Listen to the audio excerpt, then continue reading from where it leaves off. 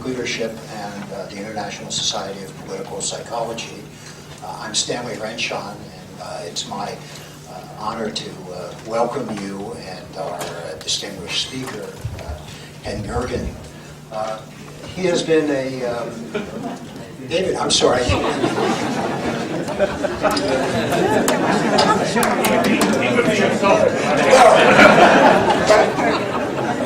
David, I have a very funny story to tell you, because at lunch we were sitting around talking about the relationship of you and your brother. Of course, many of us knew both of you, and so that's my Freudian slip.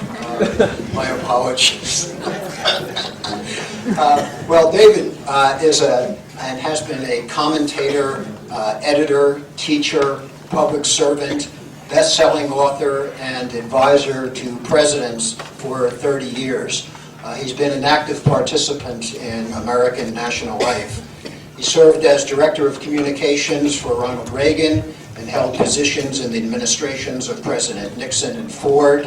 In 1993, he agreed to serve as counselor to President Clinton on both foreign policy and domestic affairs, and tried to bring order to a somewhat messy decision process, and then served as special international advisor both to the President of the United States and to the Secretary of State, Warren Christopher.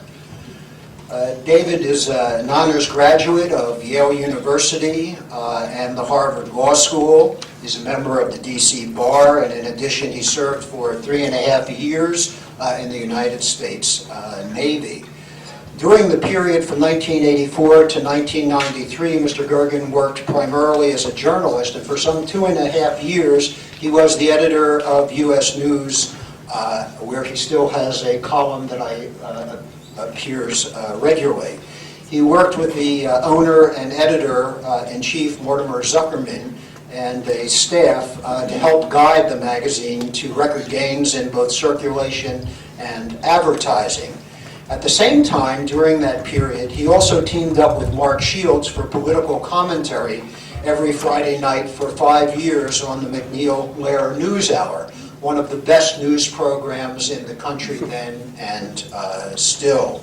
That coverage won many accolades and awards.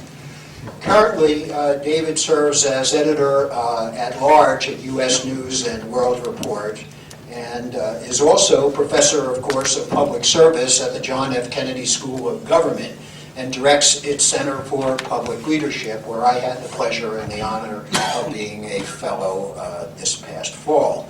He's also published a book which is very informative for those of us who follow political power in the presidency, Eyewitness to Power, The Essence of Leadership from Nixon to Clinton.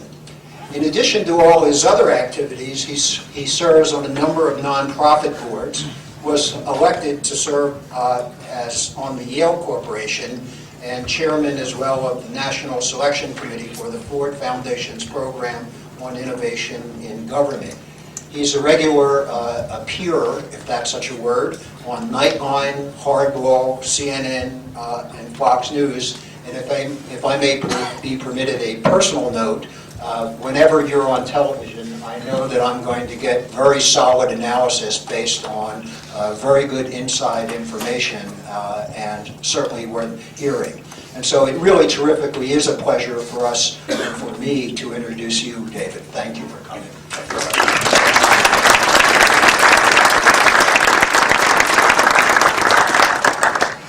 Thank you very much, Stanley, and I want to welcome all of you here to the Kennedy School, and I want to extend a special welcome on behalf of the Center for Public Leadership. We're privileged to play co-host with the Weatherhead Center for the reception that's going to follow my remarks tonight, and by then you'll need some drink and refreshment to cool off. So we're delighted to have you here, and I also I'm sorry I've not been able to join you for a lot of your deliberations, but I know the ISPB is, by reputation, more than anything else, and my brother Ken and I do have some vigorous arguments about postmodernism and social construction that we're not in total agreement. since I'm sort of a troglodyte or pre-modernist probably. We're not totally there together, but he and Mary have introduced me to many of you here, and I'm delighted to see you back at Harvard. I also want to salute Stanley Renshaw for his contributions he made here at the Kennedy School when he was a visiting scholar at our center. He delivered some terrific talks that stirred people up in a very positive way. And I want to recognize Dr. Herb Kelman, who is here, who has been a pillar of the Harvard community for these many years. Dr. Kelman, thank you.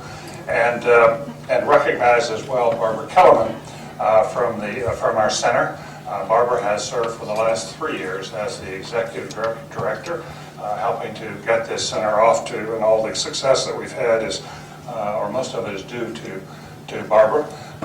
And in the spirit of appreciative leadership, I want to recognize Barbara for as she steps down now to become our research director. I'm going to talk to you probably longer than you would like, but then I'd like to open this up for conversation, because I think that the subject that invites exchanges, and I'm curious about your views. Some time ago, when I was asked to come away from a summer break to speak here today, it was suggested that I speak to you about the leadership of President Bush. More recently, I began to see posters around saying that I was going to speak to you about political leadership and divided societies in a dangerous world, or perhaps it's in a dangerous societies in a divided world. But anyway, there was a second invitation extended, and in the spirit of John F. Kennedy, our patron saint here at the Kennedy School, and remembering the way he responded to the Cuban Missile Crisis, I am choosing to honor the first letter, not the second. And that is, I would like to talk to you for a bit today about President Bush. Earlier this year, shortly after leaving the White House, speechwriter David wrote the first inside account of the current administration. He entitled it, "The Right Man, the Surprise Presidency of George W. Bush." Whether or not he's the right man is a question that will be settled by history. But I think there's no doubt that already he is one of history's biggest surprises. For more than a decade, too little attention has been paid, in my judgment, to the political leadership of George W. Bush. More often than not, he has been badly underestimated. In the early 1990s, no one outside his inner circle thought that this untested rookie, a man with a mediocre business background, could possibly beat Ann Richards, the incumbent governor in Texas. She has since been practicing law. Well, that must have been a fluke, they said. He will never win re-election. No other Texas governor has won re-election after serving 4 years. George W. Bush won with 69% of the vote. Mark that one up to the vagaries of Texas politics. They said when he gets to the NFL, Al Gore will cream him in presidential debates. What has become of Al Gore? I'm not sure. Still, they said, Bush can never govern. He lost the popular vote by more than 500,000, a burden that no one else has carried to the White House since Rutherford B. Hayes, and look how well he did. What happened? The Bush team got off to the fastest start, one of the fastest starts in the modern presidency, pushing through his dramatic tax cut by June. It took Reagan until August for his. Through all these years, it has been whispered, no one has underestimated him more than his own mother. Historians here can point to a long line of other presidents who have been underestimated, none more obvious than Lincoln. Rough-hewn, a product of less than a year of public education in what the blab schools of the day, melancholy, horribly dressed, Lincoln went through life dismissed by others. But his fellow lawyer Leonard Swett said about his days in a courtroom, any man who took Lincoln for a simple-minded man would very soon wake up with his back in a ditch. Well, Bush doesn't pretend to be a Lincoln, nor is he, but he takes the same relish in the way others discount him. I, quote, I love to be misunderestimated, he has said. It gives me an element of surprise. Well, now, just over halfway through his first term, we clearly need to reassess his leadership. It won't come easily here on the outside. We do not yet know very much about the internal information, the memos, the decisions he's faced. We all remember John F. Kennedy venting his frustration, historians who rated presidents saying, how in the world could they possibly know? They have never sat in this chair. We remember as well how our understanding of Dwight Eisenhower changed when Fred Greenstein found his way into the private papers of President Eisenhower some years after he left office. So, caution is in order. Even so, given how badly George W. Bush has been underestimated, it's time to begin a tentative reassessment, and that's my purpose here, to offer some early thoughts about the strength of his leadership, the qualities that make him effective as leader, and finally, the risks, significant risks in some cases, that his leadership poses both for him and for the country. Certainly we know enough now to recognize this fundamental truth. George W. Bush is emerging as one of the most formidable political leaders of modern times. That's saying quite a lot. One of the most formidable political leaders of modern times. Most of us here would agree that Franklin Roosevelt was the most effective president of the 20th century. Many of you would disagree, but in my judgment, Ronald Reagan was the most effective president since FDR. Agree or disagree about his policies, he was effective as a leader. Bush, in my judgment, seems a close second to Reagan already, and his presidency may prove more significant in the end. Other presidents have enjoyed almost as much power internationally, but Bush is leveraging that power to make changes that few others would dare. Had Bill Clinton been president after September 11th, or indeed Al Gore, the United States would have launched a successful military attack that ousted the Taliban and much of al-Qaeda in Afghanistan. There, however, the parallels would likely have stopped. Absent Bush, it is virtually certain that Saddam Hussein would still be running Iraq, Arafat would be at the helm of the PLO, and neither Iran nor Syria would feel the heat. Nor would the United States be pursuing a radical overhaul of the Middle East, a revamping of our military forces, and a near unilateralist preemptive strategy against terrorism.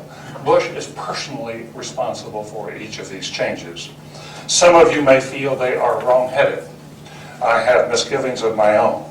But there can be no doubt that Bush is transforming the international landscape. That's what we generally call leadership. At home, the economy seems to defy the Bush administration, and there are sound reasons to question both the direction and quality of his economic team.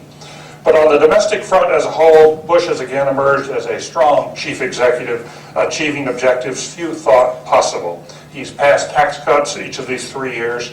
This spring, when the Senate and House were far apart and under most presidents would have taken months to resolve their differences, Bush summoned them to the White House, knocked heads together, and had a bill within a week. The Homeland Security bill was caught in a legislative morass when first proposed. The president cracked the whip, made a few concessions to Democrats, and is pulling into place the most significant overhaul of federal machinery since FDR. Democrats have been wrangling with Republicans over prescription drugs for nearly a decade. At the president's insistence, they are now within striking distance of the biggest change in the Medicare program since LBJ. He's also dodged political trouble with surprising ease. Bill Clinton is one of the best politicians of his generation, but was frequently mired in controversy, as all of us know. One might have thought that when Enron collapsed and other corporate scandals exploded, Bush would have become embroiled too. He walked nimbly away. When Trent Lott stumbled over the racist past of Strom Thurmond, Bush kept his distance and quietly, as best we can tell, put a knife into Lott without leaving a drop of blood on the blade. And in the bargain, he got a new leader in Bill Frist, who was delivering on prescription drugs. By exercising his craft skillfully, Bush has done more than pass bills and move pieces around the international chessboard. He has also drawn power back to the White House. Strong presidents tend to concentrate power there.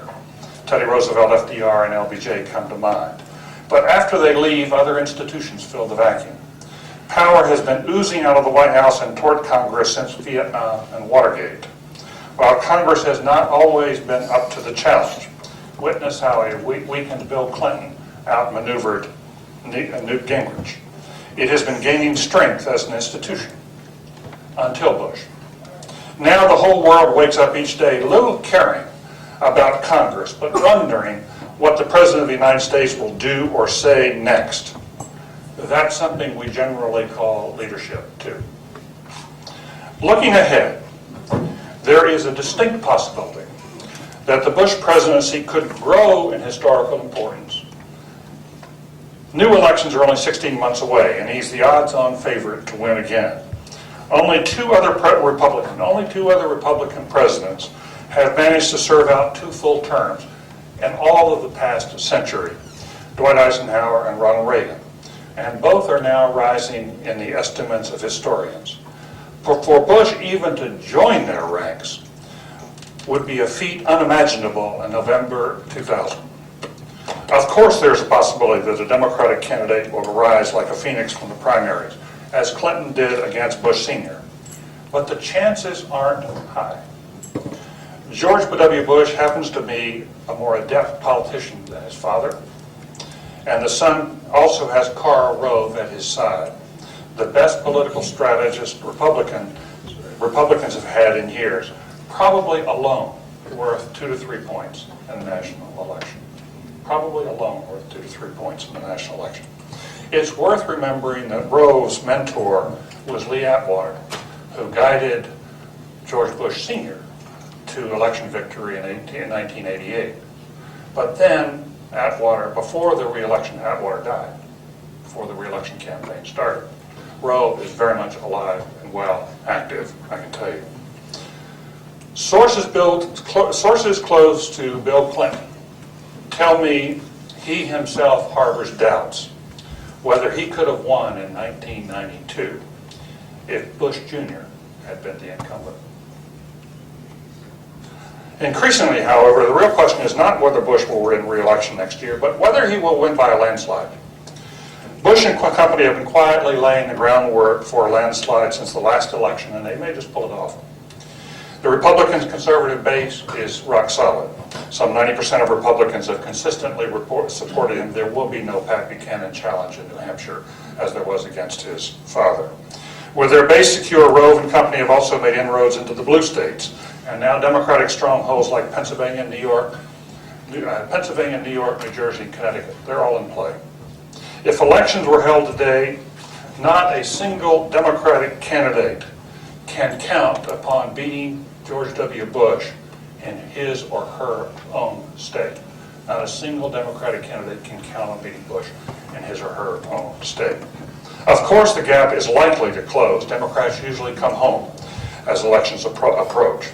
But the war, along with Bush's own political dexterity, has changed everything, so that the soccer moms of old have become the security moms of today. Next year could be a blowout for the Bush team. If that happens, watch out. The Republicans will try very hard to put America on a new political course.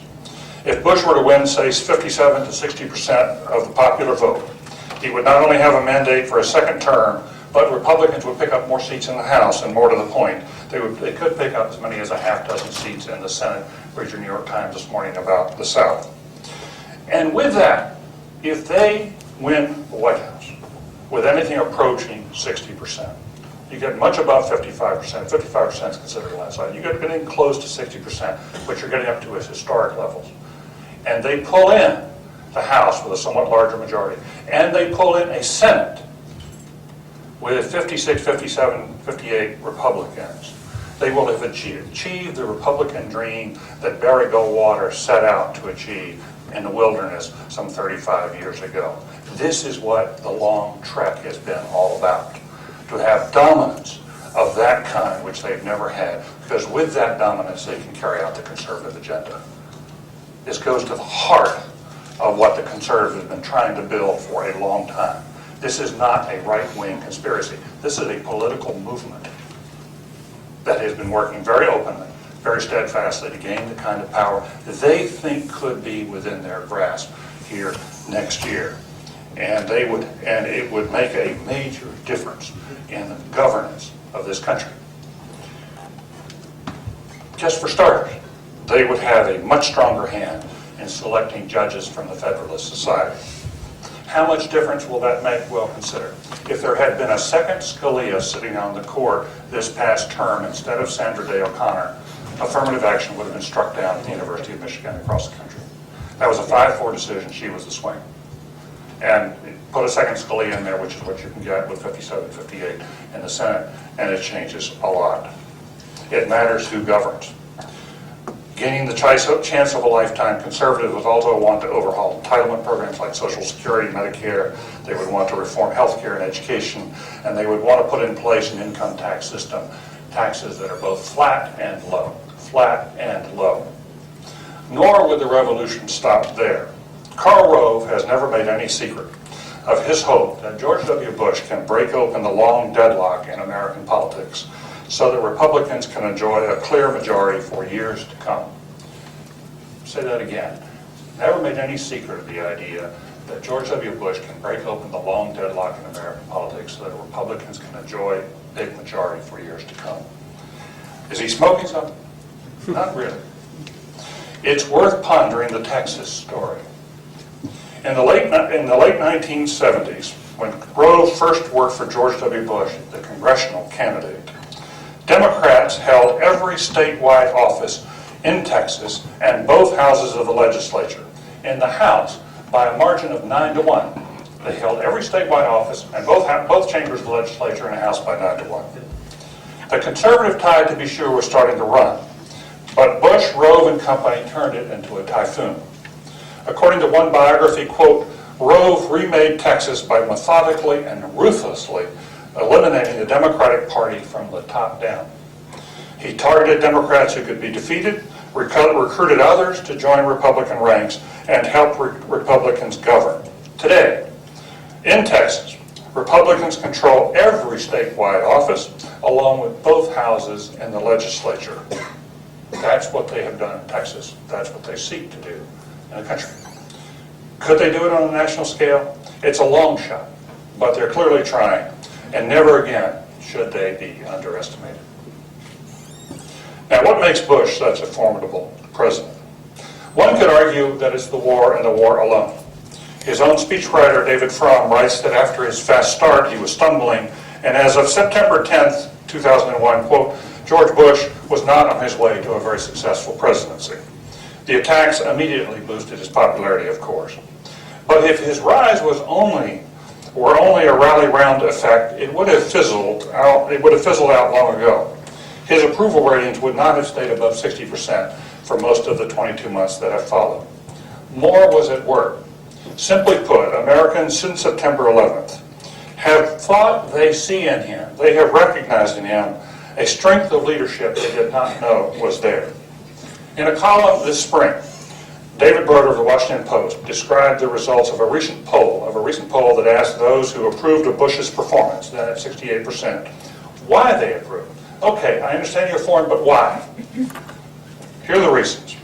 Some 4% said it was his economic policies. 4% never get the word right. 13% because he had prevented additional terrorist attacks. 23% said it was the direction of the war. By far the largest margin, at 52%, were those who said it was because of his, quote, general personal strength and sense of leadership.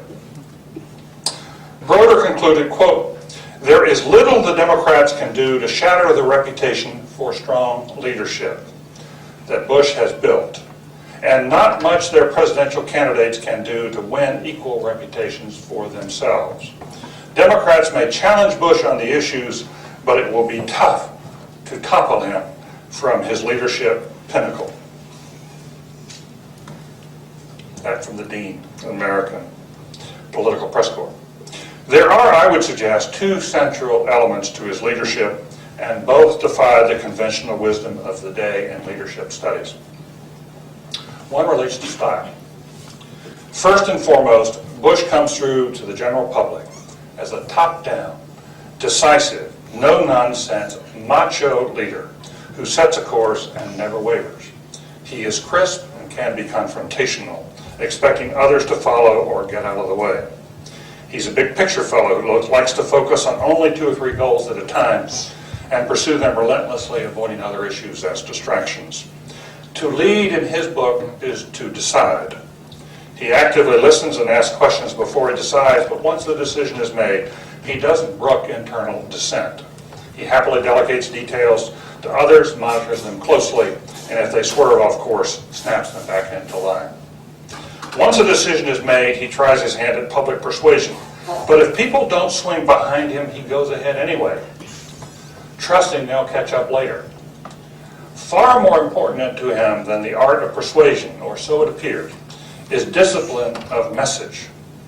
He has learned through experience that if he and his team repeat a clear, simple message long enough, the public is much more likely to go along with him, even if they aren't fully persuaded. So just as he maintains a demanding personal regime for himself, he insists that his team stick to a script and drill it home repeatedly. He is slow to trust and has a long memory for those who cross him, but he's devoted to those who are faithful. Loyalty to the man, loyalty to the mission, loyalty to the message. You don't stay long in this White House unless you get with the program. If the mission is important enough, Bush doesn't hesitate to take risks. So what if no other president since Franklin Roosevelt has gained congressional seats in his first midterm election? So what if I risk embarrassment by going out and campaigning hard for Republicans? Well, let's rev up Air Force One and barnstorm the country. That's the way George Bush thinks, and more often than not, as in this case, he wins his bets. Ultimately, he seems to sleep well at night because he makes the best decisions he knows how, and that puts his faith in God. In short, George Bush is not only well anchored personally, but he provides a classic case of top-down command and control leadership. Well, we've seen this kind of muscular leadership before. In a Jack Welch at General Electric, a George Patton on the battlefield, a Bobby Knight in the basketball court. To be sure, each of them had more of a temper than Bush, but they were all tough, decisive, macho leaders. What is striking, and should pique an audience like this one, is that in the field of leadership studies, the top-down command and control approach is now widely seen as out of fashion. It was in vogue when George W. Bush went to the business school here in the mid-1970s, and there's little doubt that as our first MBA president, he reflects his training. But in much of the leadership field, his style is distinctly retro now. Instead, conventional wisdom in leadership studies today holds that the person at the top of the organization should engage in consensual, collaborative leadership. Push power and authority down into the ranks. Let followers help resolve questions and exercise leadership through influence, not command and control. Don't issue orders or fiats, but persuade and bring others around to your point of view before taking action. Since no one has a monopoly on wisdom, indeed reality itself may be socially constructed by the most powerful among us, a public leader, more than any other leader, should seek multiple perspectives, inviting voices of dissent. Let wisdom rise to the top instead of sending orders down. Deliberate, negotiate, collaborate, and collaborate some more. Perhaps I'm creating a caricature, but if you read many of the books on leadership shelves today, you will find such sentiments. And I should acknowledge that there is much of this approach with which I personally agree, and which I have taught here in this classroom, especially for the need for a leader in a democratic society to seek multiple perspectives and to engage in public persuasion as an essential part of responsible governance. But the case of George W. Bush challenges all of us to think anew. In my book, he is proving that in a democratic society, or at least in the American democracy, crisp top-down leadership still has a valued place in the minds of our public and our politics. The proof is in his success as he builds an army of hardcore believers, and I have seen grown men I never thought I would see become hardcore believers in this fellow. I have known his Secretary of Defense for some 3 decades and have always found him to be an acerbic critic with barbs for more than one president whom he has served. And chatting with him recently, a few weeks ago, I found Don Rumsfeld rhapsodic about Bush. Quote, his eye is always on the far horizon. He's never looking down at his shoelaces. Before he decides anything, he asks the right questions, but once he makes a decision, he leaves it to us to figure out how to get there, unless, of course, we go off track. Attorney General John Ashcroft made almost identical comments to an acquaintance of mine recently. I find the same sentiments among Republican members of Congress. They are practically in awe. A week ago, a senior senator told me, in effect, that he and his fellow Republicans were prepared to follow Bush on almost anything he proposed, even if they do not fully agree, because they have such confidence in his leadership. Even some partisan Democrats have marveled at Bush's leadership style, especially those who have watched him up close since his Texas days. Bob Strauss has said that Bush and his team, quote, have made the White House a power center in ways I haven't seen in a long time, all the way back to Lyndon Johnson. The inimitable Ann Richards. I love Ann Richards. You may remember when she broke in on the national stage at the Democratic Convention a few years ago and talked about women as being, she said, we don't do badly. She said, Ginger Rogers could dance just as well as Fred Astaire. And she did it backwards and in high heels. She always has the right phrase. She has said of Bush and his message discipline, if you ask me what time it is, I'm likely to tell you about the history of timekeeping and clockmaking, about the manufacture of timepieces and other forms of measurement, about the kinds of regulations put in place by the government. If you ask George Bush what time it is, he'll say, I think Americans have a right to bear arms.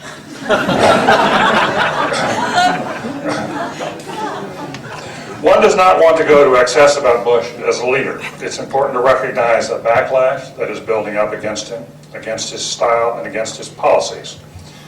Like you, I run into a growing number of people who can't stand him and are rushing toward Democratic alternatives. But for now, they appear a small if vocal minority, larger perhaps in Cambridge than elsewhere. Polls suggest that a large majority like what they see, starting with his leadership. So why is this top-down macho leadership style working? Barbara Kellerman would be screaming by now that context matters, of course. Indeed, it often defines what kind of leader people want at a particular moment. At a time of war and insecurity, democratic peoples obviously prefer a president or prime minister who is tough, snarly, and decisive. They prefer action to thought. It also helps to send a military into battle in places like Afghanistan and Iraq and polish off the enemy with dispatch. Context is helping Bush in another way, too. After the turmoil of the Clinton years, many Americans want a leader of character, someone whose marriage is stable, who prays, who keeps his clothes on in the Oval Office. They want a leader they can trust. But it would be too easy to say it is only context that is bolstering Bush. Too easy to say that it's only context. Those of us who think about and teach others about leadership need to grapple with a more fundamental proposition, that in good times and bad, a great many Americans happen to prefer a decisive, top-down, muscular form of leadership, especially in the presidency. The collaborative style of, say, a Jimmy Carter is seen as somehow weak or ineffectual, even though it comes from the best of places, and we know that Jimmy Carter is a saint. He was seen as weak in his leadership approach. Our culture has a strong macho strain. We like men who walk like John Wayne, talk like Gary Cooper, and look like Tom Cruise in a flight uniform. Long ago, the center of gravity in our politics shifted from the culture of the Northeast to the Southwest. We're such a diverse people that there are other strains in our culture too. That's why John F. Kennedy still stirs the national imagination. But we should recognize that the Bush style comes out of a long and durable tradition in American politics. Frederick Jackson Turner taught us more than a century ago that the West has left an indelible stamp upon our national character, and as we are now learning upon our leadership styles as well. The other element of Bush's leadership that is central is the content of his ideas. It was not apparent early on whether there was a coherence to his policies. He told us he was a compassionate conservative, but what did that mean in reality? Who the heck knew? What was the organizing idea for his presidency? It wasn't clear. But all that was changed after September 11th. The war not only defines his presidency today as well as his persona, but the other pieces in the puzzle are falling into place too. We can now see plainly that he embraces a conservatism that is more radical than anything Reagan attempted. Conservatism that is more radical than anything Reagan attempted. Reagan talked as a conservative, but he tended to govern more toward the center. Read Richard Darman's book. Bush talks center and governs right.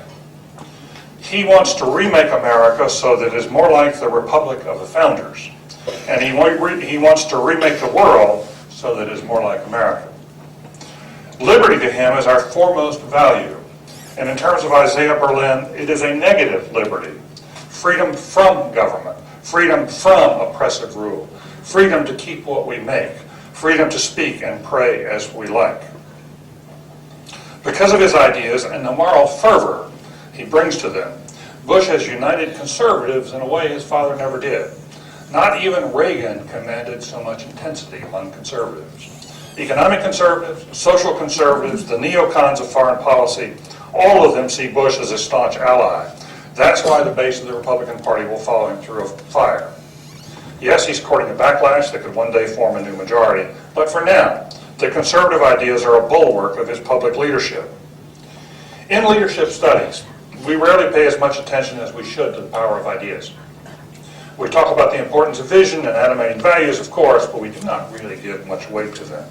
Instead, we focus more on process. How a leader should set targets for an organization, figure out a strategy to get there, assemble coalitions, negotiate, and persuade others to follow. There are exceptions, of course. In the Academy, we do recognize and praise Gandhi, Mandela, Martin Luther King for providing moral leadership through their uplifting ideas.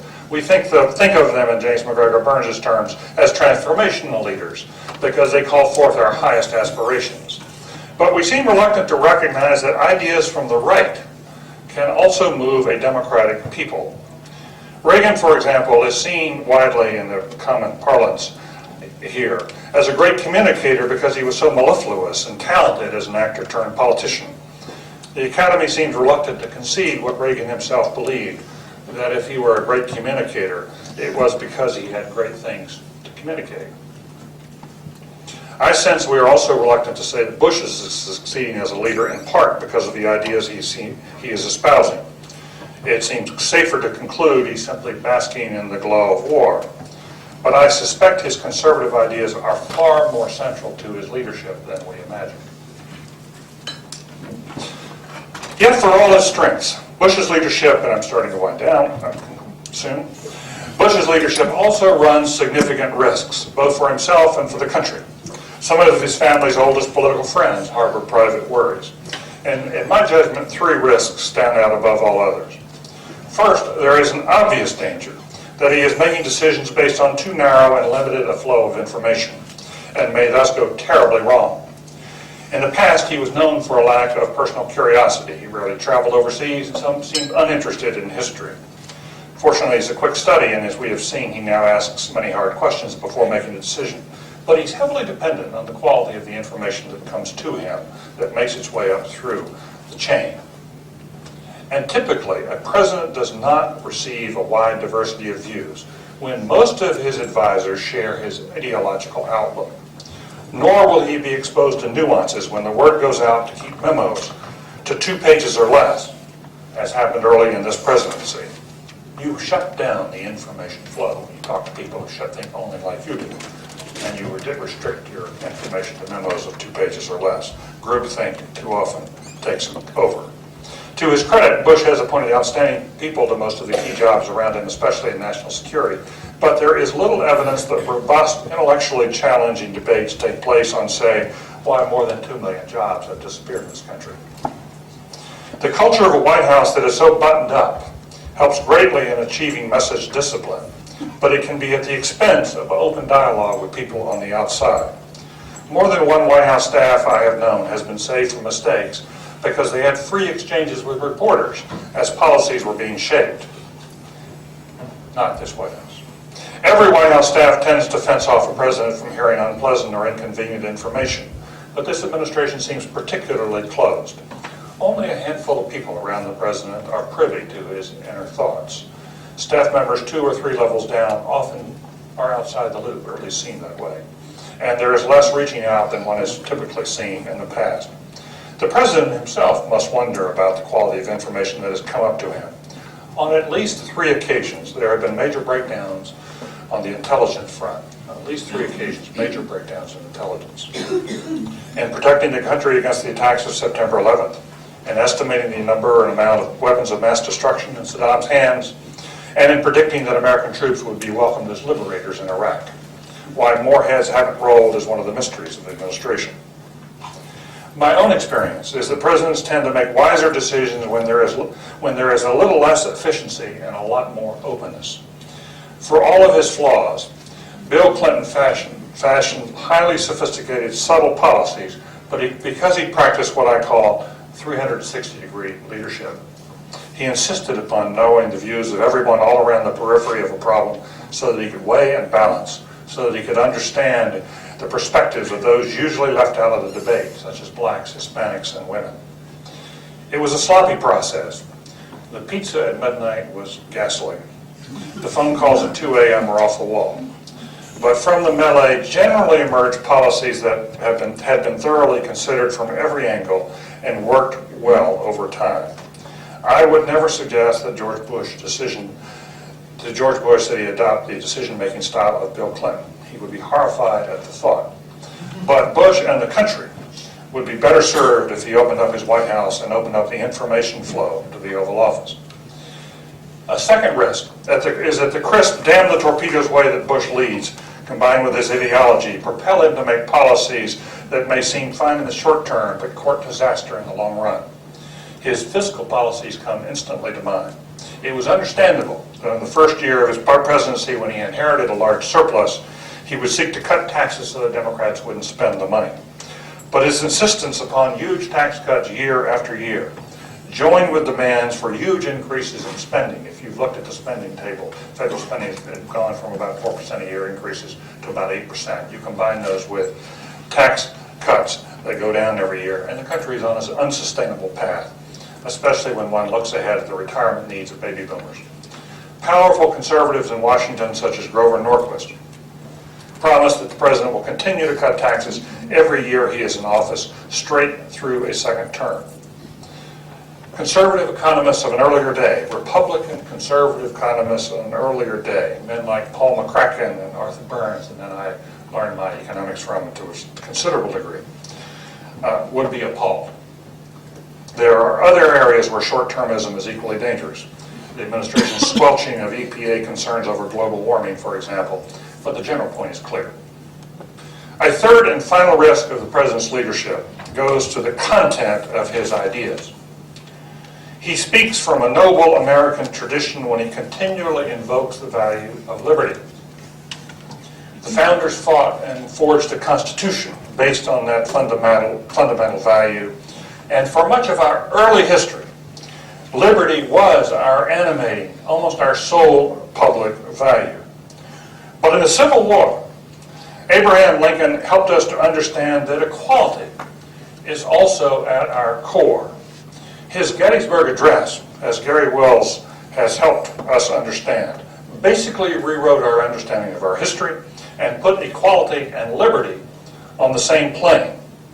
Since that time, most of our leaders have recognized that liberty and equality can be in tension with each other, and it's important to strike a balance between them as values. If policy goes too far in the direction of equality, by imposing racial quotas, for example, it can rob people of their freedom. If policy goes too far in the direction of liberty, by abolishing progressive taxation, for example, it achieves greater inequality. That's why we usually seek a balance. It would be unfair to say the Bush administration doesn't believe in social equity. Its education policy of leave no child behind, not to mention its policy on prescription drugs, they do focus on those in need. But it would be fair to say that its core policy changes are designed to expand liberty, often at the expense of equality. Its tax policies are an obvious case in point. Its unwillingness to help states now cutting Medicaid is another. So is its relaxed approach to the hundreds of thousands of disappearing jobs. And in the second term, we are promised by some of his supporters, the administration, as I have said, will embrace a system of flat taxes on income and a dismantlement of the entitlements so dear to the New Deal and the Great Society. Ardent conservative supporters of the president would argue that we would be immensely better off. To them, reducing or ending government services would restore the freedom and self-reliance of the past. Perhaps some of you join me in respectful disagreement. But my point here is to underscore the risk. We may indeed enjoy greater liberty as a result of the president's leadership, especially those of us who are affluent. But as a people, we are almost certainly heading toward greater inequality. Down that road lies social dynamite. We already live in a society that is too divided by race and class. It would be foolhardy to invite deeper and more fractious divisions. Indeed, Republicans should also wonder whether that's smart politics. If they push too far down this path, the president may well find the backlash we see now will grow so sharply that by the end of the second term, not now, it's not coming fast enough, I think, right now, probably, we'll wait and see. But by the end of the second term, a majority may be willing to push the pendulum back in the other direction. As the Arthur Schlesinger's father and son have told us, that is a regular pattern in our politics, that about every 15 years we move the pendulum back one way or another from quietism toward an expansion of government, as you know.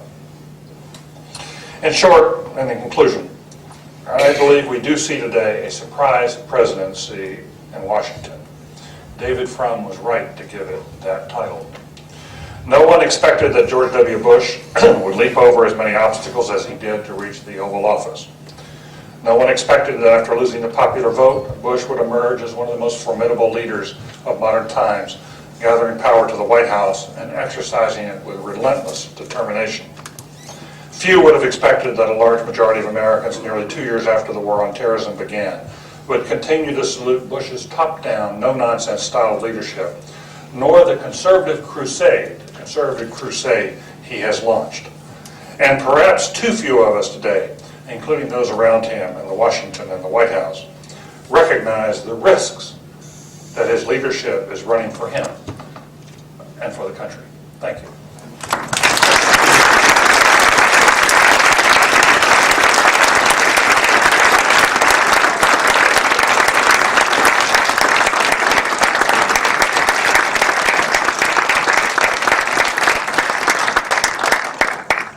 Thank you so much for your really terrific talk. And I must say I had forgotten that I had invited you to speak about George W. I remember. I'm very glad that you did for a number of reasons.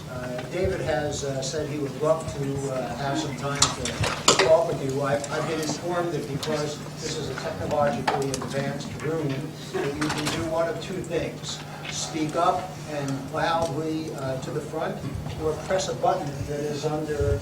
Yeah, it's on the right underneath on your right. The only thing we can't do is turn on the air conditioner. So if you'll push the button. So if you'd be kind enough to keep your questions brief and direct, we can then have a lot of other people take them up. If you want to just... Oh, sure, I'm glad to. Yes, ma'am. Yes, ma'am. Me? Yes. Yes. The button. Well, Push the button. what button? On the button on your right, just underneath your desk. Maybe just on your left. Everyone can hear you more. You don't see a button there? Yes, I see a button on this. Yeah, no, but keep it pushed while you talk.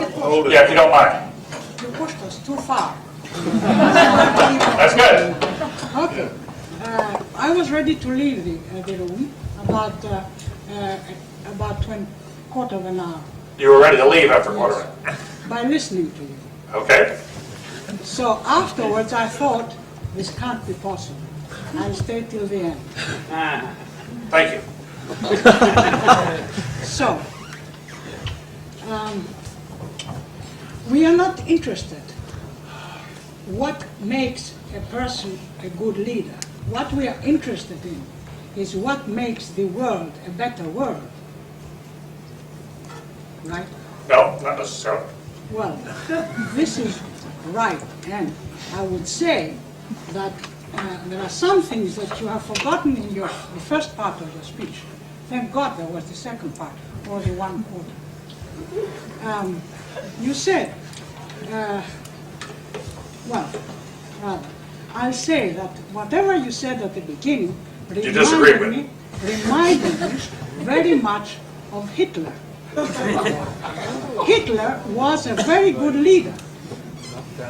He became a leader after a calamity. You know, they had an economic crisis in Germany. Bush became a leader after the 11th of September, when the American people were greatly afraid, and they were made more afraid as the time went on. For 1.5 years now, he has been passing through the media the idea of mass destruction. Excuse me, and all this. Can I ask you kindly, is there a question to your statement? Well, I'll stop here if you like. No, please. Is there a question? No. You're probably giving voice to a lot of... It's not a question. It's not a question. It's another kind of thinking. That's all. That's all. Please carry on. You're probably giving voice to... So, this is a voice coming from Europe, you see. That's fine. And in Europe, Bush is one of the most hated people right now in the world. And I don't think it's Europe only. Right. Now, what America is led towards having Bush as a very good leader, I agree that with you, probably. Effective. You know much better than me who is a good leader, because I'm just a poor psychologist. So, where he's leading America and the world, this is the question. Can you give an answer there? Sure. Well, I can't give you a full answer because I think some of the places are unclear. I think that it's important to understand that in leadership studies, and this is not an unimportant subject, one university after another, including the universities in Europe, pledge themselves to produce the leaders of the future. That's what they come into through our portals, and we will help to make you a leader. If we don't take this seriously, it's an empty promise. Okay. So it's important to understand what makes an effective leader. Whether the word leadership should be normative, and that is what makes a leader we agree with, or a good leader, a moral leader, versus a bad leader, is something that's been debated in the literature for a long time. Some people should believe that leadership should have a normative quality in it. Most people believe, no. There are good leaders and bad leaders, and Barbara Kellerman is now writing a book on what constitutes bad leadership. Bad leadership in the sense that you're speaking of it. People who lead societies, organizations, countries, the world over a cliff. And we would say, I think that if you look back on the 20th century, if you looked at the history of the 20th century, it's been argued that the political history of the 20th century can be found in the biographies of 6 men, white men. If they'd been women, we might have had a better century. But they were Lenin, Stalin, Hitler, Mao Zedong, Roosevelt, and Churchill. Now, what can you say about those 6? The first 4 were tyrants. The first 4 were bad leaders. But they were leaders, and we need to understand the Hitler phenomenon. Now, that's a separate question. Is this good policy? Is it good for where we are going as a society? And on that question, I tried to address some of those at the end, but I think it's a mistake to not try to understand why this fellow, whom nobody thought could ever get there, now has this commanding presence in our politics and is changing our politics in the way he is. He is changing the landscape of the world in dramatic ways that I don't think anybody thought possible or foresaw only a couple of years ago. And I think it is time to come to grips with what the heck is happening here. How is he doing this, and what do we understand about it? If you're going to come to grips with it, if you're going to challenge it. One of my arguments is, look, I happen to disagree with the direction of the policies in many, many instances. I think we should have not only gone to the UN, but I think we should have waited till we got the vote. And I think the lack of weapons of mass destruction underscores the point. What was the rush? What was the immediacy of the threat? If there were no weapons there, why did we have to rush? Why didn't we give it 3 or 4 months or 6 months and get the UN behind us and get Europe behind us and go in with a united front? I think that was a mistake. I think there are other mistakes, but by argument to people on the left who do not like Bush, if you don't like him, it's not enough just to be critical. You better understand what he represents in our politics. You better understand that this is a movement. You better understand this is a culmination of a movement. And if you don't like it, you ought to get off your high perch and get into the arena and fight back. Because you got to get in the arena and just simply, throw things or say this is beneath the pale. You're going to get run over in our politics. That's the way it is. That's what politics is all about. This is a hard game. These people, and I've worked with some of them, I respect the fact that they believe in what they're doing. They disagree with you. They think that you people in Europe, you've got to be wimps, you won't stand up, you've got to be peaceniks, you won't recognize evil when you see it. That the United States had to spill blood twice in the past century in order to come in and help clean up the mess in Europe. Why should we have to listen to people who won't stand up to evil when it's in our midst? Why shouldn't we have to deal with this when we've got terrorists? And where are the French? After we came to their rescue twice, where are they now when we feel at peril? And there's a lot of anger in this country about that. And you have to come to grips with these things. And not simply, it seems to me, to be set up on some pedestal saying, dismissive, as if these aren't hard realities in the arena, and people need to understand them if you're going to come to grips with them. Otherwise, you're going to lose election after election after election because you're dismissive. And you don't want to say it's beneath consideration. We're going to dismiss them, please. I don't have a button, so I'll just speak loudly. You have a voice. I do agree with your analysis, and I appreciate it, and I see the difference between good and effective, and I'm glad that you clarified that, so thank you. But I want to ask you a question on the issue of what the American people seem to be preferring in this leader, what they're reacting to, and something about why it seems different from what they said they were preferring in Clinton. We used to hear a lot about the American people responding to Clinton who, quote, felt their pain, which was a much more emotionally responsive, not merely as macho, top-down kind of style. Since style seems to be so important, I'm wondering how the shift happened so quickly. It's very interesting that it's, less than 5 or 6 years, you're seeing an enormous shift from this kind of, emotional responsiveness to this macho top-down point. Then the second and quick question I want to suggest is that, as you point out, he's talking from the center and leading on the right. Right. Which makes the argument that it's much more style than it is content of ideas. The ideas are powerful, but it's not completely clear that they're saleable if they were, in fact, clearly enunciated, or if the outcomes were, in fact, clear to most people. And what's the power in obfuscation of where this is actually? That's a very good question. Let me deal with the first one and then the second. Both really fine distinctions, and one's worth talking about.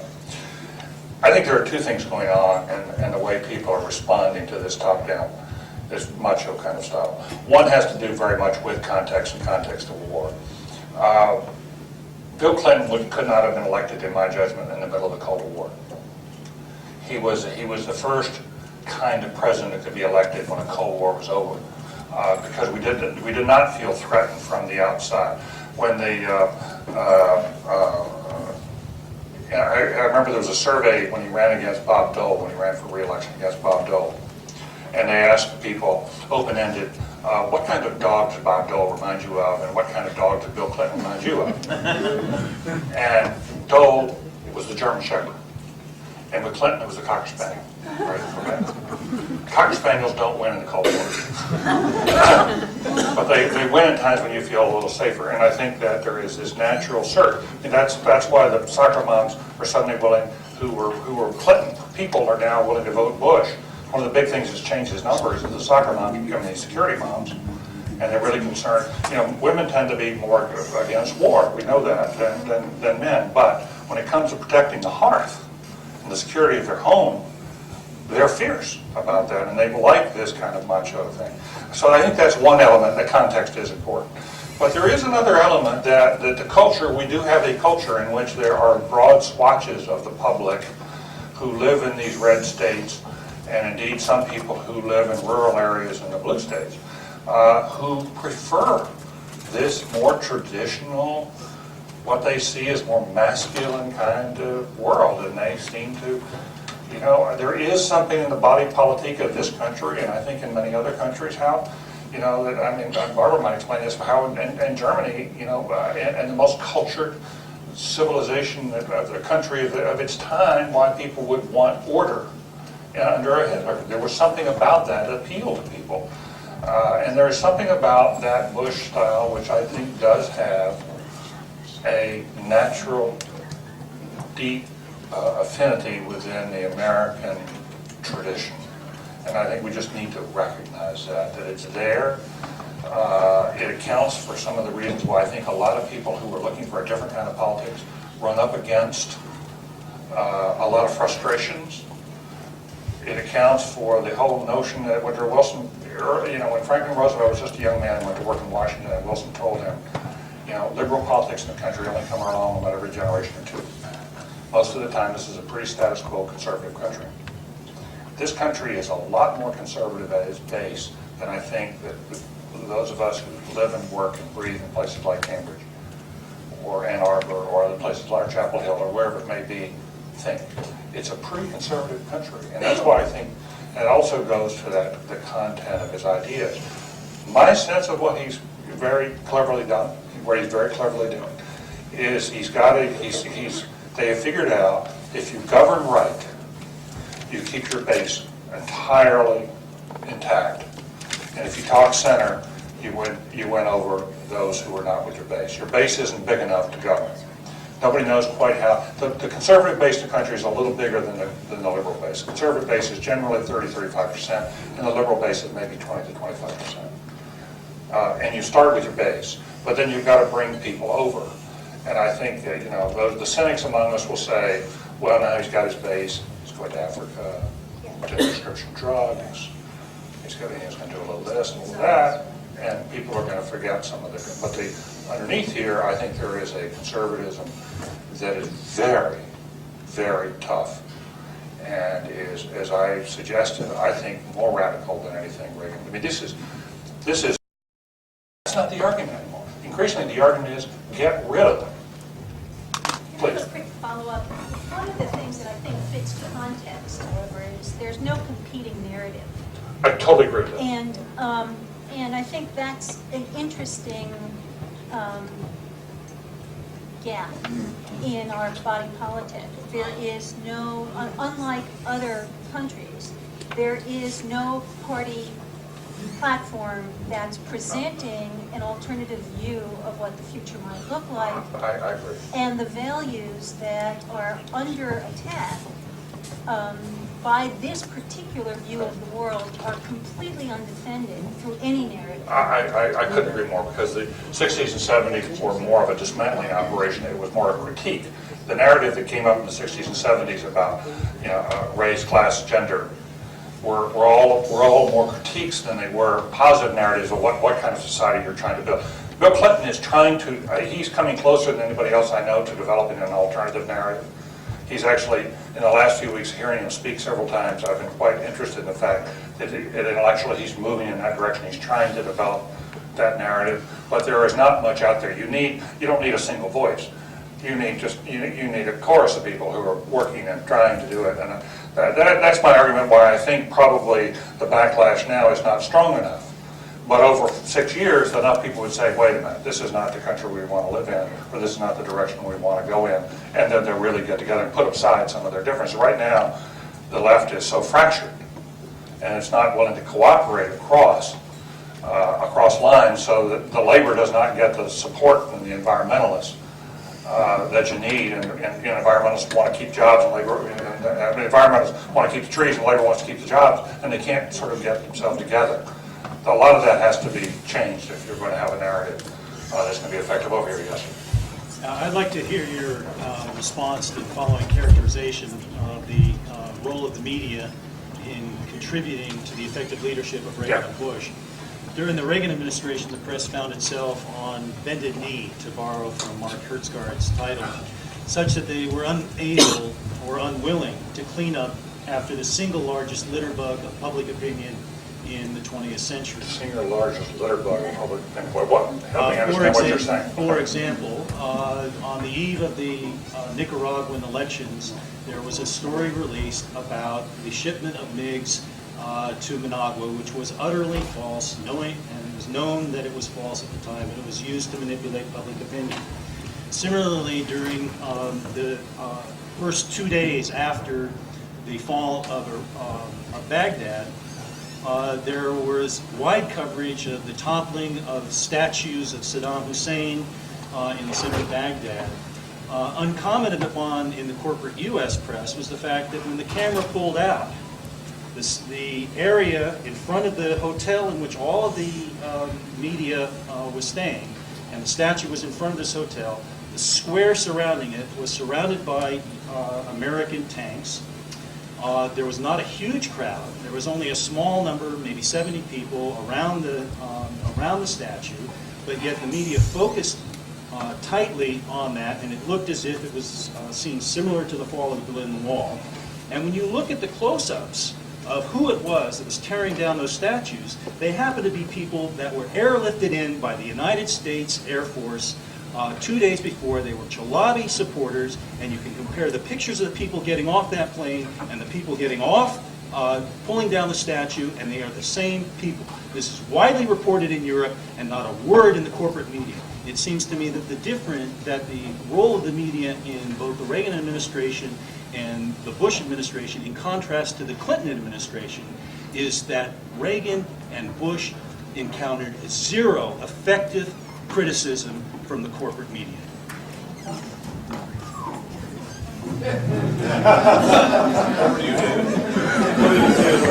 Well, I can't engage you on the particulars of what happened with the Saddam statue, but I think there was it's not worth talking about, but I think there was some commentary about American forces being part of that process. Not the lining up of the tanks and all the rest of it, but I think that you are, I think you're onto something important, but you state it with such excess that I think you may not be as persuasive. I think you've got a more persuasive case than you understand. If you notch it down just a little bit, I think it'll be a more persuasive case.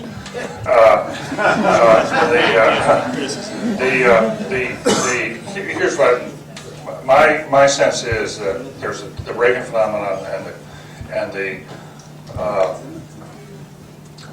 Bush 43 phenomenon are quite different in origins. I mean, if there were simply a Republican conspiracy in the press, George Bush Sr. would have survived a second term.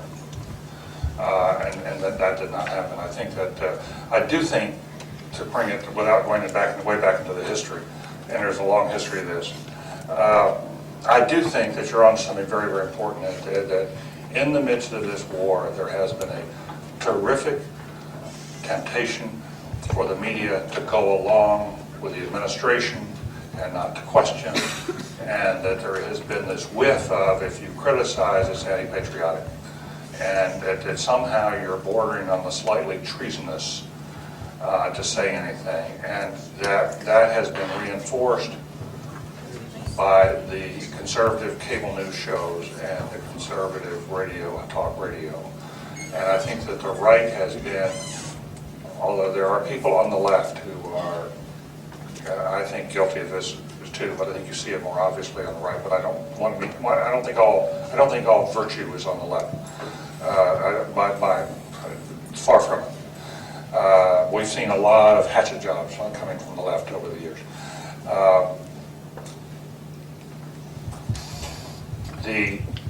But in this environment, the conservatives have reinforced that in some cases by being very alert to anybody who gets their head above a parapet and going after them. If you're on cable television and you make a comment that is somehow, well, I've had this experience. Tom Daschle had some comments about Bush, and he was accused of treason, and I came to his defense on television. And I got slammed by a bunch of people. You know, as soon as you get your head above the parapet, they just, boom, they go after you. And it is intimidating some people. It's intimidating the press. It's intimidating some members of the press, not all the press. I don't want to be too broad brushing. It intimidates some members of the press, and I think it has changed the conversation. But again, this is partly the fruit of an effort that has been underway on the right for 35 years. These people have been working diligently, hard, because they have causes they believe in. These are our fellow citizens. If you don't agree with them, they are our fellow citizens. They are exercising their political rights by going out and organizing and moving the conversation and not being intimidated. For a long time, they were dismissed. The evangelicals in this country were dismissed. Even today, they're dismissed as second-class citizens, or treated as second-class citizens by sort of the sophisticates too often. But they are making their voices felt. They are out there, and the way to combat it is not to say, well, it's all a rigged game. The way to combat it is to raise voices on the other side. You know, there are lonely voices out there on the left who are trying to make these arguments, and they get banged around a lot. But I think that gradually those voices may swell. I don't know how else you do it. I don't think it pays to just sort of say, just to rant and rave about Fox News. Or you know, so Fox News this is the way American press started. Fox News is in an old and glorious tradition, if you want to call it that, of newspapers that started this country. I mean, it's more important to go out there and figure out how to set up the competitor to Fox than it is to just complain about Fox. And they're with us, and they're going to be with us. And by the way, they think they're winning, and they are. You know, it's important to come to grips with what's really happening. Yes.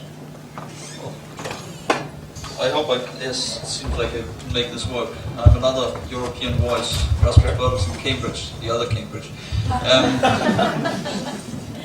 George W. Bush seems to be maybe the American president who is most differently perceived in the US and abroad. Most differently perceived. Yes. I mean, even among the people who, I would say, for opportunistic reasons follow him in Europe, he is basically stupid, dangerous, and manipulated by the people around him. I would like your comment on that fact that the major democratically elected leader in the world can be so differently perceived in his own country and abroad. Look, let me say two things. One is he's not dangerous. I mean, he's not stupid. No, he's very smart. That's right. And that's what Republicans thought. I mean, Democrats thought about him for a long time. Stupid. We can just sort of, you know, and bowl him over. Not true. I do think it's a serious problem that there's such a division between the European perception of reality and our perception of reality, and they grow in, and this transatlantic rift that has grown up, I think, is quite dangerous, not just to Europe, but to us. I think it's not in our national interest to allow and to encourage this rift, and I think the administration, I just take sharp issue with the administration and letting this go on and on without coming to grips with it, and without really paying attention to it, to try to sort of overwhelm people with our perspective as opposed to understanding the European perspective and dealing with it and having a serious dialogue with it. I think it's a huge mistake for us.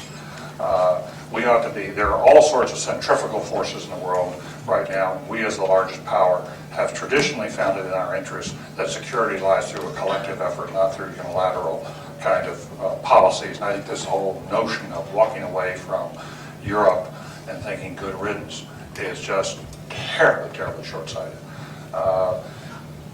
That's not to say that the Europeans are blameless. What's that? Not only that, it's short-sighted. Well, it's dangerous. It is short-sighted, and it's dangerous. But I'll have to tell you something. I think that the Europeans are going to have to be. This is not a one.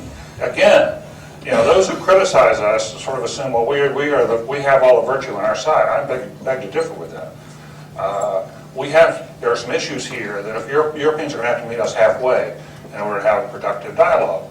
And this notion of dismissing Americans who care about, you know, we have reasons to feel aggrieved by the attacks on terror and the fact that some of our oldest friends didn't come and help us when we felt we were under attack. There are Americans who have reason to feel deeply. I'm sorry about that. There are a lot of families in this country who have given their sons and left their sons buried in places in France, and who have reason to say, wait a minute. But if I could just, what I would like you to comment on,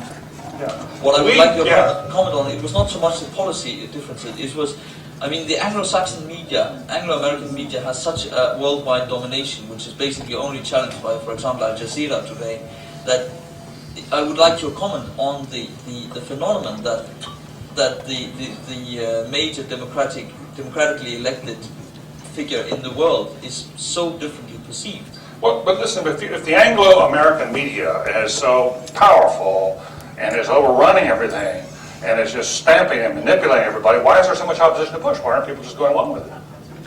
Isn't there a contradiction in what you're saying? According to you, there's not an opposition to Bush because he's going to be Why isn't it working if they have so much control over our minds?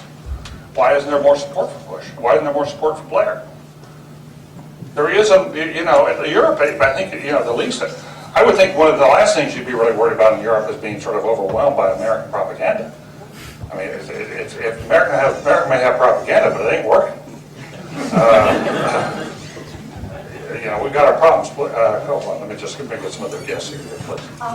You mentioned in your speech that Bush is transforming the international landscape. Yes. And this is leadership.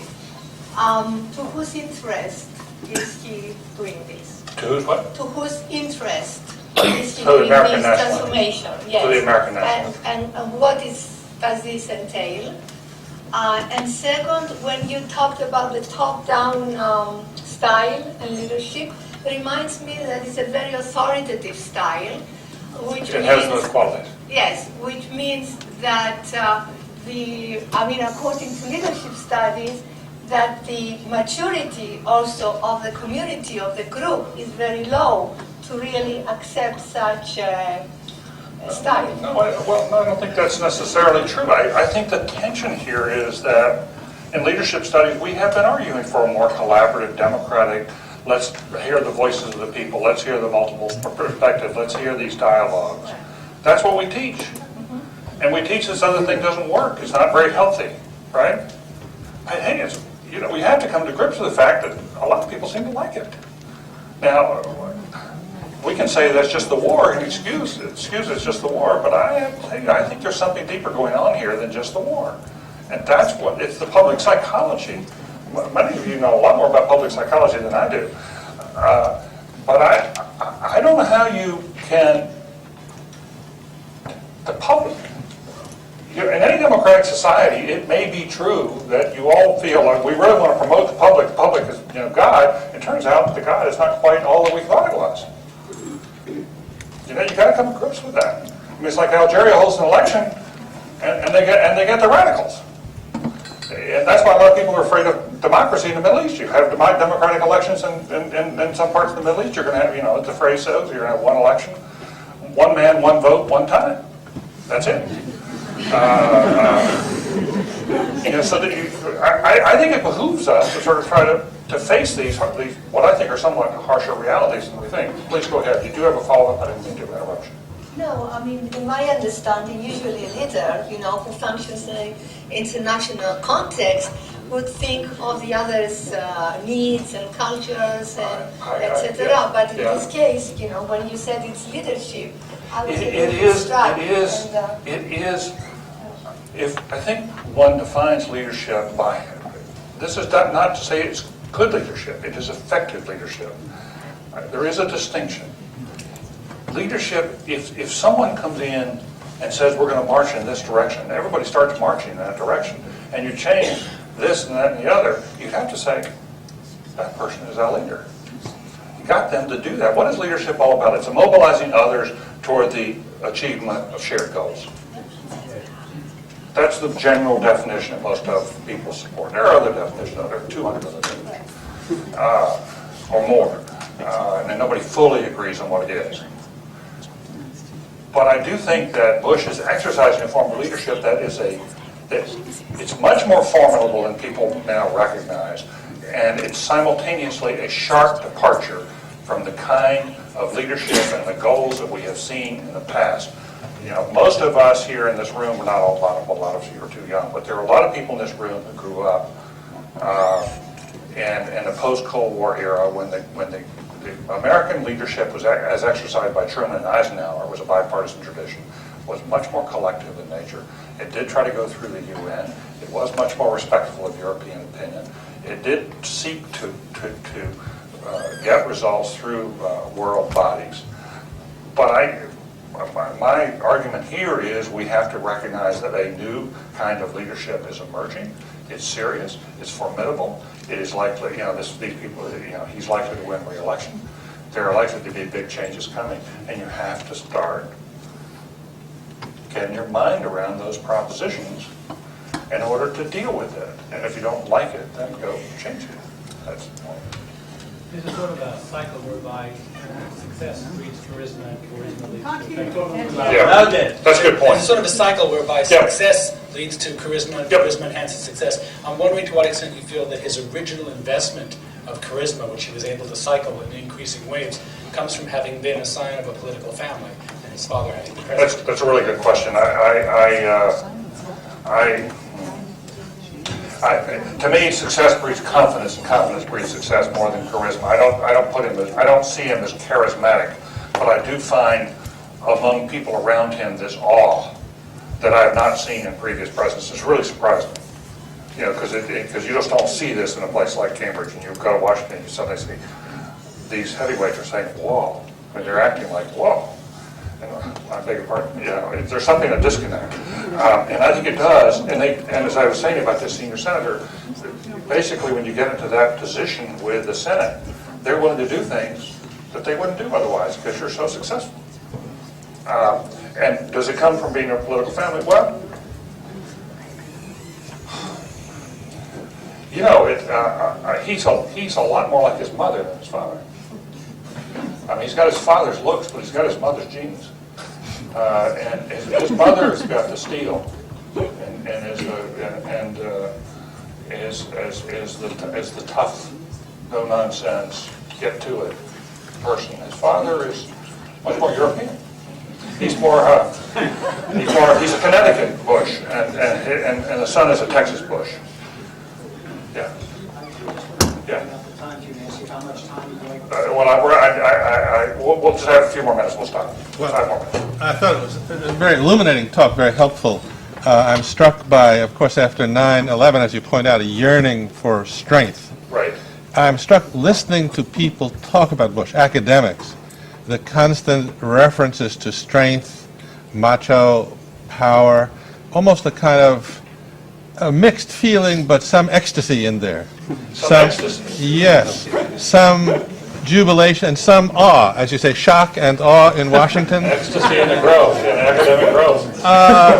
There's a lot of excitement That's interesting. in the discussion of Bush by people analyzing the Bush presidency. Yeah. And you echo it in talking about his advisors, of saying, whoa, Yeah. this is something we haven't seen in previous presidents. Right. This excitement in the leader, and as people are implying here, this is not unrelated to having a leader who could conceivably become a tyrant or act in an authoritarian manner. That's what's interesting about this. There is this kind, isn't there? There is this kind of quality. I think that's what you're pointing out to us, and I Yeah. want to comment on it. Yeah. Well, I haven't read the book, but I just was in a bookstore a couple days ago in Vermont and came across Christopher Hedges' new book about war. I don't know if you've seen it. I think it may have been reviewed recently. But he's making the argument that war is addictive. That people get really excited in these war societies, and they love the tingle of it. They love the flash of the blade. They like the steel. Yes. Yes. What's the name of it? War is a force that gives us meaning. He has a new book after that. Oh, does he? Well, this one has just come out. It's an interesting. It's parallel to some of the things we're talking about here, because I do think there is something here that it's not just 9/11, but there is a, I don't want to say sexual energy, but there is something about this fellow who is somehow creating something larger than the war itself. that there's a leadership quality that has grown here that exceeds and goes beyond the context of war itself, that has given him permission, in effect, by a lot of Americans to do some things that they would have opposed before September 11th by the same person. And almost a lyrical admiration in many quarters. Yes, and it's not felt, I think it's certainly not felt in most of the academy, but you do see it in the country. And it's something that, you know, and you know, there's some here with a military background, and you'll see it in the military. The military is an institution. That what you saw out on Abraham Lincoln, I'm told by people in the military, we have military officers come here every year to the Kennedy School, and they've told me they liked this guy when they elected him. You know, they all voted for him, and they liked him. Now they love him. Now there is now whether they're staying in Iraq for a few more weeks, given the current circumstances, is going to change that. We'll have to wait and see. But there is, you know, they really respond, and there are people. This is a society, after all, if the most watched sport in America is stock car racing. It draws the biggest crowds of any sport in the country. And you have, there is a quality when you go into Houston or Dallas and you see those T-shirts, "Don't mess with Texas," that people respond to. That's in our public psychology. I don't know how to measure it. I know it's there. And I know we're seeing a real boom in it now, right now. We're going to stop in about 3 minutes, please. I think to answer this question that everyone's answering is to look at Bush's, the way he presents his policies. They have two parts. A morality part, like we're going to free the black people. And then he has there's pragmatism underneath that, where it's kind of an unspoken thing where we say, okay, we're going to free these people, but we're also going to get the oil. We'll have control of it for 20 years. Right. It'll give us some hegemony in that part of the world. Right. It'll be to our political and economic advantage. Right. I think by coupling these two things, that's what makes them effective. It sounds good to the people that want to do good, and the people that want to make money and are concerned about a political and economic future. Is that well, there's some profit in here as well. The oil motive here in the Middle East there's no question that there's an oil motive here. I mean, you can't just go to Texas and talk to people. I mean, it's not out there on the public, you know, in the public dialogue as much. And I think that is a question where the press is not speaking to those issues as well. Last issue. The hook is here. If somebody were to make a list of the 5 or 10 most serious problems threatening humanity, it appears to me that our administration is making every one of them worse. You mentioned the risk to Mr. Bush and the risk to our country. Would you comment, please, on the risk of the Bush leadership to the world and to humanity?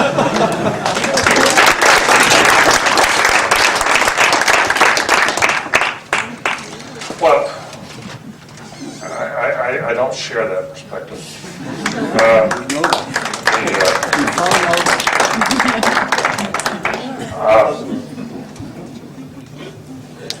I'm disappointed with the administration's response to the environment. I think that has been, to me, they have failing grades on the environmental issue. On the issue of HIV/AIDS and poverty,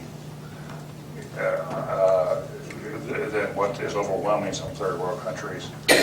They've actually, you know, the chairman of the political science department at Princeton had a piece yesterday in the newspaper saying that George W. Bush has actually been more responsive than Bill Clinton and more forward on leaning and more progressive on dealing with Africa than Bill Clinton.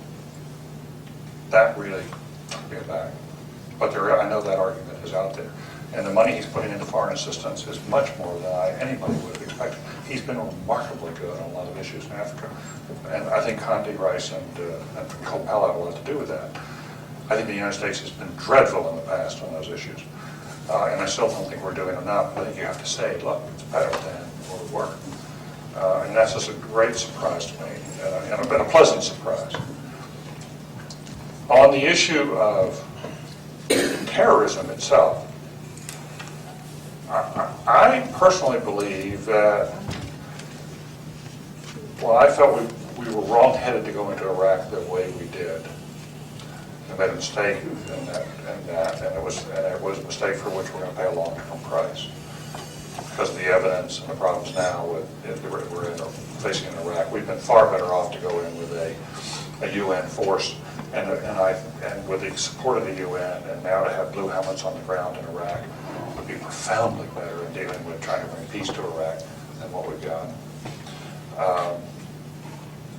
But I do think there is much, I think that the effort to break up Al-Qaeda and the effort to break up terrorism has actually made the world safer. I do not think that was going to go away just simply by joining hands and singing Kumbaya. I think you really had to do something pretty tough to deal with that. I do believe that in the end, pushing hard on reforming the regimes of the Middle East is in the international best interest. Somebody's got to grab this, and this is a region that needs change. And we've got to do it in a way that's respectful of those cultures, and I think I am hugely opposed to an American empire. I think that's a terribly wrong-headed thing to do. But I think in general, as you look at someone like Tom Friedman, who has been, I think, a very savvy and thoughtful observer of the Middle East for a long, long time, he was right out in front saying, we should go into Iraq because we need to change the Middle East. This is not some Yahoo kind of view. It comes from a lot of people who thought about this pretty hard, that believe that the change is important there. So I don't see the war on terrorism as being, I think it's very mixed. I think there's some things about the war on terrorism that have been very positive. On a large question about where is humanity going and are we going to go there together, I think that the administration has been certainly lacking and been very, very disappointing. This whole notion of us doing this alone, this quasi-empire that we seem to be coming up, abandoning norms, abandoning international law, abandoning or walking away from international institutions, that to me is profoundly wrong and I think really dangerous. And it's not in our best interest, nor is it in the world's best interest. Clinton makes what I think is a really strong argument, that is that now that as we face these various issues, we should always be trying to solve whatever issue comes before us by building more integrated world institutions, by building more integrated cooperative efforts to go at these things. And we're finding in some parts that we would be a lot better off with a cooperative effort in Iraq. I think we're now seeking out a cooperative effort in Liberia. But we've been very slow to do this, and we've been very dismissive of the World Court and world treaties, environmental treaties. And I think that's profoundly wrong. But I have yet to hear. I'm waiting for a candidate on the left who can articulate, as we were hearing earlier, a narrative that is compelling, that look like they can actually deal with this. And I don't think you can get the country to vote for something on the other side unless you come forward with a program that's integrated, that's thoughtful, and comes from a source that people can respect. And that, I think, has also been a disappointment. I'm disappointed that the left has been as flabby and as ineffectual as it's been responding to some of these challenges, because I think the country would be much better off if we had a real debate. I don't think it's just a question of corporate media, even though that is an issue. So to me, the record of the Bush administration on international affairs, when you look at the large issues facing the world, is mixed. There are some things I think it really missed out on. I have actually in some ways more objections to their domestic policies than I do to their international policies. But I will tell you, I think that I want to make this just one final point. There are big risks involved here. There are deep risks involved here. And I think that's why I think this election is such an important election that's coming out, for people to recognize what's happening, to recognize that this is a serious movement that's afoot, that is about to capture, could well capture, the various institutions of government, and does have a plan, does have an agenda, and and people better wake up and say, okay, I now see that this is powerful, that this is very formidable, and I either like it, in which case, if you're a conservative, get in there, because it's your moment. This is the conservative moment. But if you don't like it, get in there and get into the arena and deal with it and face it. Because I do think that, you know, I think you have to be part of the passion of your times, before in homes. And I think that, you know, without to let these fires burn without becoming engaged in them one way or the other, I think is to abrogate your citizenship. Thank you.